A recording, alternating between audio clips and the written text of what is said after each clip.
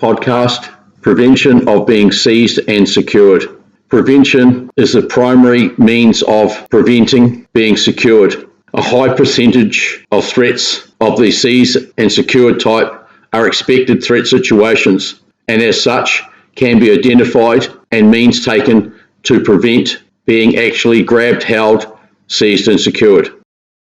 If compromised and you find yourself being grabbed, held, seized and secured, then it will come down to measures of self-preservation, self-protection and escaping and threat neutralization, and this will be covered in a later file.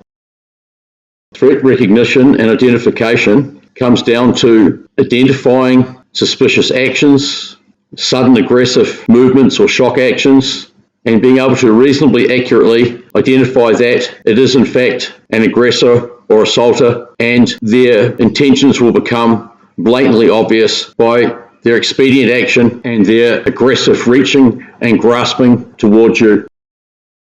When your CQC sensors are turned on and you are willing, able, ready under threat in a high-risk situation with your sensors honed in on the incoming threat, it is very evident in relation to the specific threat, your aggressor's objectives and threat characteristics. When you're under threat or assault and are ready and prepared for an actions on, it is quite surprising the detail of your real-time observation of the threat and the enemy. Through prior training and through previous confrontations and actions on, you'll be able to identify actions, intent, deception, read their body language through being ready, prepared, and willing to combat or counter an assault against you.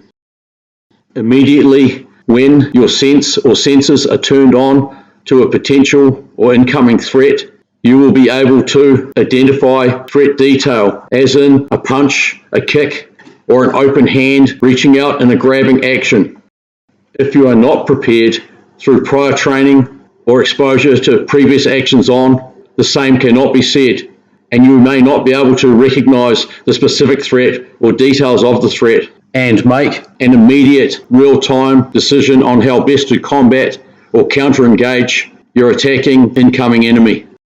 Under a close to point-blank body contact range, sudden aggressive shock actions, grab or hold attempt, it may well be your reaction of flinching and then your deliberate response of eyeballing the threat that is your first indicator and action against the incoming grab or hold, seize or secure attempt. Through prior training and prior actions on, this will simultaneously include controlled respiration, squat crouching, hard cover guarding, assessment, decision making, making any adjustments, and the execution of your combat or counter action skills to neutralize the threat. Those that are less willing, able, ready, less experienced in training and in real life actions on will more than likely be relying on fight or flight, or worse, static freezing reactionary capabilities.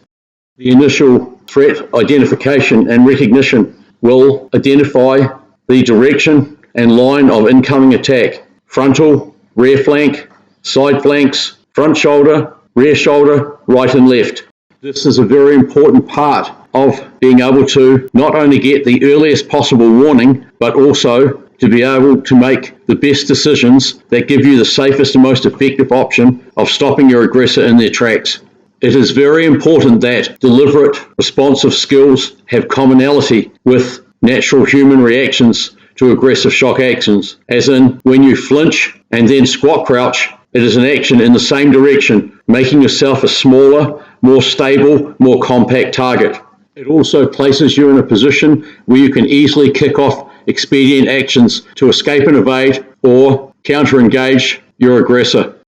In regards to immediate risk, an enemy that decides to seize and secure, grab and hold you is considerably less immediate risk than one that is taking unarmed actions against you, as in striking or kicking. By the mere nature and objective of grabbing, seizing, holding and securing someone, it enables you to have time and the ability to set a stable platform, resist or yield, assess, decide, make any adjustments, and execute your prevention and counter engagement. By means of your squat crouch deliberate self-protection action, you may well cause the enemy to completely miss you with their grab, seizure, hold attempt, and also set a stable platform and position where you can employ kick-off expedient action for escape and evasion, hold prevention, or counter-engagement threat neutralization. Immediately post-squat crouching in a grab or seizure prevention required situation, by pivoting and raising your closest arm side cover guard from your side to the back of your cervical vertebrae, you put yourself in a wider, more stable position and also decrease your target mass that is exposed to your enemy. This tradecraft practice principle applies for grab or hold attempts from the front, side flanks, or rear flanks. From this diagonal front-on or side-on position, stamp kicks set-up position is established, and stamp kicks or close-range unarmed defensive assault striking skills can also be employed. This once again highlights the importance of cohesive commonality of skills and of deliberate responses with reactions to sudden aggressive shock actions. The hard cover guard raising of the arm closest to the assaulter is directly from the side of your body to the nape of the neck, with the palm of the hand covering as much of the cervical vertebrae as possible for added protection.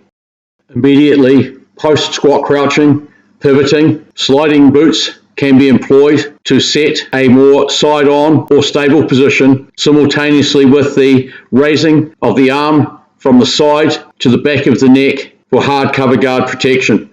Squat crouching and setting a side-on hard cover guard position makes your body considerably wider and more difficult to seize and secure, and turns your major vitals and life support systems away from your enemy.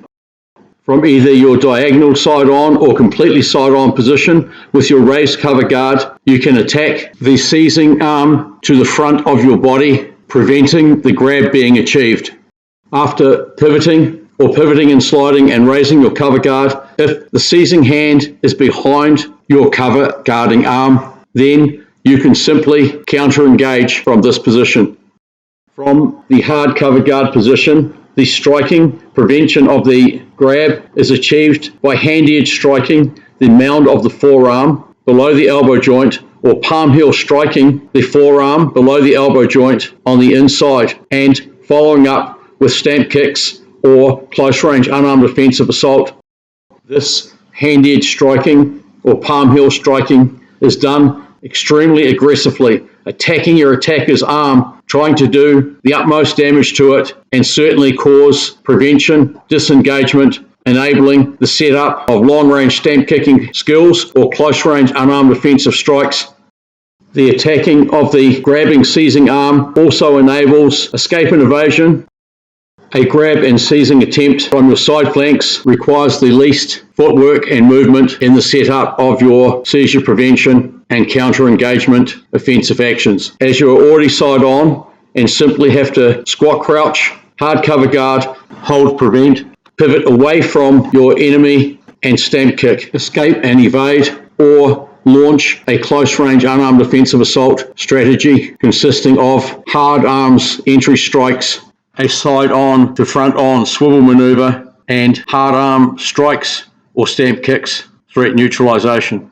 Target-specific close-range strikes can be executed to incapacitate or, for the military battlefield, eliminate. Combat boots footwork as part of seizure and grab prevention will always be executed from the squat crouch by pivoting or sliding, or a combination of pivoting and sliding, and may require an additional pivot as part of the execution of stamp kicks. From the squat crouch hard cover guard position, deflection of the grabbing, seizing, attempting arm can be employed, utilizing the elbow and forearm to deflect or redirect the grabbing or seizing arm, followed by escape and evasion, stamp kicking, or close-range unarmed defensive striking skills. The principles and practices of grab and seizure prevention also provide protection not only of your major vitals and life support systems, but also for the protection and retention of weapons and the covert drawing of the weapons for military battlefield close combat and the employment of armed options.